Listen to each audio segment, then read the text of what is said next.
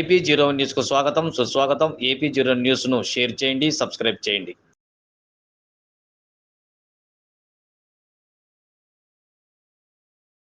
ఎక్కువ మన రాష్ట్రంలో పెరిగిపోయిందనేటువంటి నిదర్శనం. ఈ 5 ఏళ్ల పాలనలో నీవు ఎక్కడైనా ఏదైనా రాష్ట్రంలో అభివృద్ధి చేశావా అంటే ఎక్కడ ఏమీ చేయలేకపోతుంది. తెలుగుదేశం ప్రభుత్వం ఉన్నప్పుడు గర్వంగా చెప్పుకుంటున్నాం. మేము ముద్దగల పట్టణమే తీసుకో, సీసీ రోడ్లు వేయించాం, మున్సిపాలిటీల్లో పల్లెల్లో సీసీ రోడ్లు వేయించాం, ప్రతి పల్లెకి తార్ రోడ్డు వేయించినాం, సిమెంట్ రోడ్లు వేయించినాం, పల్లె నుంచి పల్లెలకి రోడ్లు వేయించినాం, ₹1,00,000 ఖర్చు పెట్టి ఎచ్చింది చేసాం. నీవు ఎక్కడన్నా ఒక్క రోడ్డు వేయించిన పాపాన్ని బయట చూపించగలుగుతావా? మరి ఎమ్మెల్యే గారు ఏం చేస్తున్నాడో నాకు తెలియడం లేదు. ప్రజల సౌకర్యాలకు అవసరం లేదు. చెరువులకి నీళ్లు మొత్తం 3 చెరువులకి నీళ్ళు ఇచ్చాం. నీవు ఇచ్చింది 2 చెరువులకి, అది కూడా ఆ చంద్రబాబు నాయుడు రామారావు గారు పెట్టిన బిచ్చహానినేవా.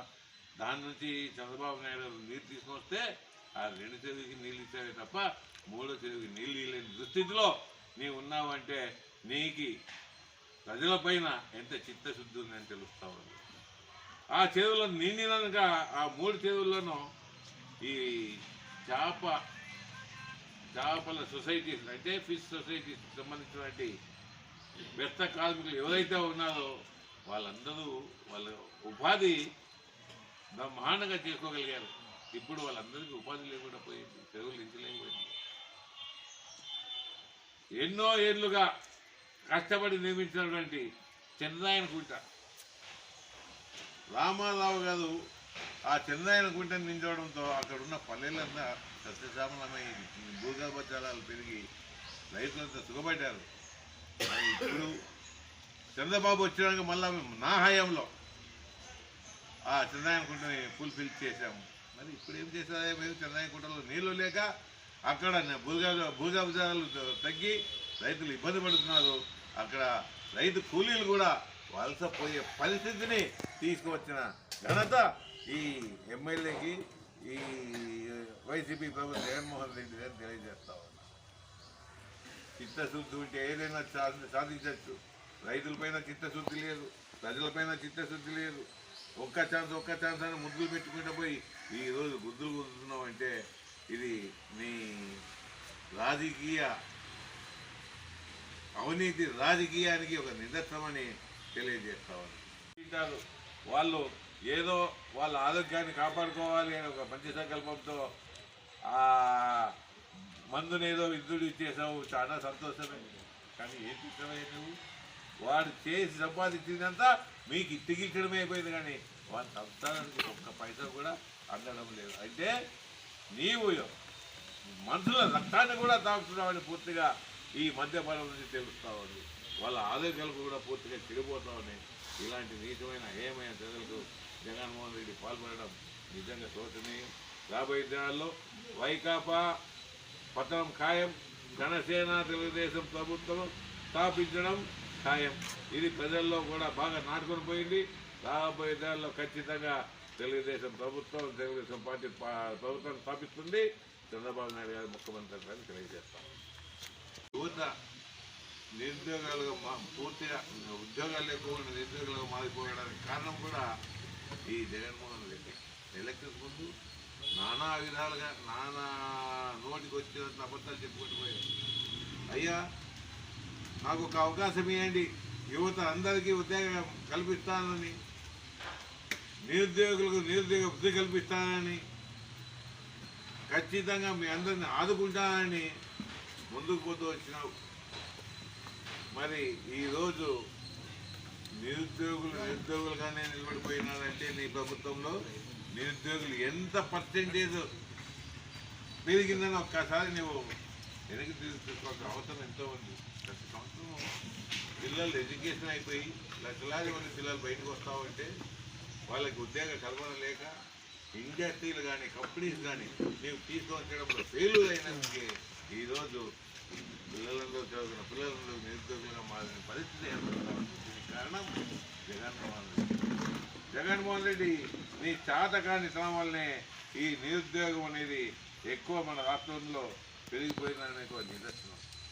ఈ 5 ఏళ్ల పాలనలో నీవు ఏనా కానీ ప్రాజెక్టులు ఉంటే రైతాంగం బాగుంటుంది, ప్రజలు బాగుంటారు. మరి ఏ ప్రాజెక్టు నువ్వు నిర్మించావు? ఒక్క ప్రాజెక్టు కూడా నిర్మించలేకపోయినావు. అంతో ఇంతో చంద్రబాబు నాయుడు గారు పోలవరం ప్రాజెక్టు పూర్తి అయితే మన రాష్ట్రానికి జీవనాడి అది. అలాంటిది ఆ ప్రాజెక్టు మనకు కావాలి అని పోరాడి 80% పూర్తి చేస్తే 20% ఇంకా పెండింగ్లో ఉంది. అది చేస్తే ఆయనకి మంచి పేరు వస్తుందని ఆ దుర్బుద్ధితో దాన్ని కంప్లీట్గా చేయలేక దృష్టితో ఈ ప్రభుత్వం ఉంది అంటే ఎంత నీచమైన ఆలోచన జగన్మోహన్ రెడ్డి మనకు తెలుస్తూ ఉంది. పోనీ ఇతర ప్రాజెక్టులు ఏమైనా చేసావా అంటే చేయలేదు. ఇండస్ట్రీలే, కంపెనీలే, ప్రాజెక్ట్స్లే, అభివృద్ధిలే మరి 10-12 లక్షల కోట్లు అప్పు చేసి ప్రజలపైన ఎందుకు బాధ మోపే అర్థం. పోనీ సంక్షేమ ఫలాలు అందరికీ అందిస్తున్నావా? అందిలేని దుస్థితిలో ఈరోజు ఉన్నావు. నువ్వు ఏదో ఒక సాగు, ఏదో ఒక నెపం పెట్టి నీకు ఇది ఉంది అది ఉంది అని కచ్చేసుకుంటూనే వస్తున్నావు.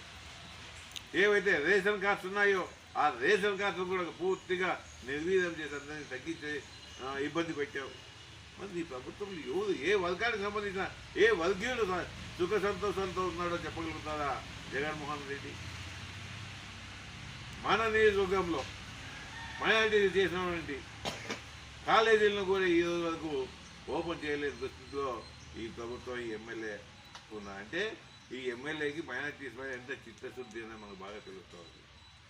అయ్యా మైనారిటీ పాలిటెక్నిక్ కాలేజ్ కోసము అప్పట్లో తెలుగుదేశం ప్రభుత్వం ఉన్నప్పుడు 5 ఎకరాల పొలం అనే ప్రోగ్రాన్ని పెట్టి ప్రజలకు వెళ్తూ బహిరంగ సభలు నిర్వహిస్తూ ఆ సభలలో వైఎస్ఆర్సీపీ పార్టీ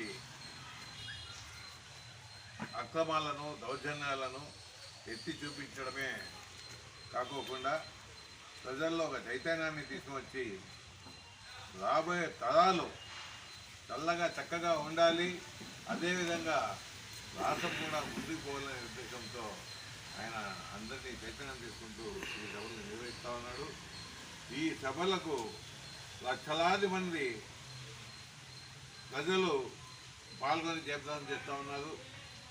ఈ కలవడం ప్రజలు విపరీతంగా కలవడాన్ని చూసి జగన్మోహన్ రెడ్డికి వణుకుడు పుట్టింది.